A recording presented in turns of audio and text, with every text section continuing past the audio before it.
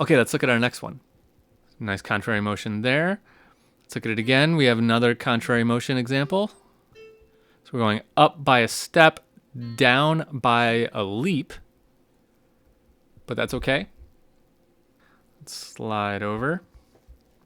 So contrary motion gets us to here. Here we have more contrary motion.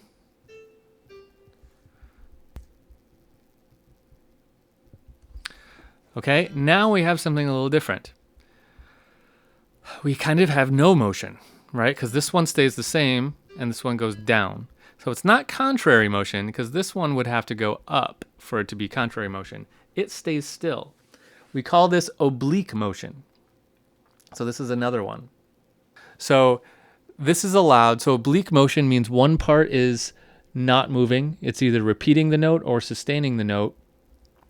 And another part is moving by step, skip, or leap. All three are okay in this case. Now, the one thing about oblique motion is that it's allowed, but it's not great. So it should be avoided, but it can be done. So we're going to call this okay. It's allowed, but it's kind of naughty, but that's okay. In other words, you should avoid oblique motion if you can, but if you can't, it's okay. It's still going to sound okay. What do we have next? Up and down, we have another contrary motion. And last, we're going up to a unison and down to a unison. So that's another contrary motion. Okay, so we've hit 3 of the 4 in this little counterpoint. We've hit contrary motion, a lot of contrary motion. We've hit parallel motion, and we've hit oblique motion. The one we haven't found in this is called similar motion.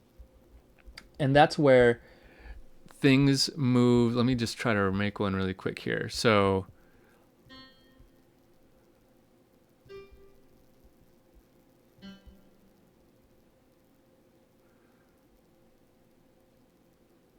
okay. Here's a case of similar motion. We have the same direction of motion, but at a different interval. So this one is up by a leap, and this one is up by a skip. Okay, so this is up by a third, this one's up by a fifth.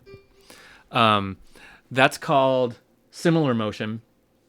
It's allowed as long as you don't land on a perfect fifth here. So we have B and G, so we didn't land on a fifth. If we landed on a fifth, it's also allowed. It's just that they want you to approach it. The upper voice needs to be by step. So if it lands on a fifth, you need to be sure your upper voice is a step either up or down. And if it's down, this one would need to be down as well, like something like that. So there are special rules regarding landing on perfect intervals. But that's similar motion. Basically, it's moving in the same direction but by different intervals. So of the 4, contrary motion counts for most situations because anytime you're moving in opposite directions, it's contrary motion. If you're moving in the same direction, it's either parallel motion, similar motion, or oblique motion. And just to review those really quick, parallel motion means you're moving in the same direction and going from the same interval to the same interval, right? So from a third to a third, everything's moving up by a third. Similar motion means you're moving in the same direction but at different intervals. And oblique motion means that one voice is not moving and the other one is moving. Okay, so those are our 4 types of motion that we can have, and this is kind of how we label them, like this.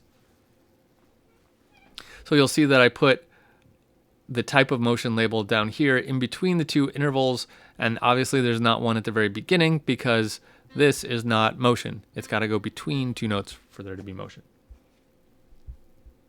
Okay, up next, let's talk a little bit more about this perfect interval business and what results in landing on perfect intervals.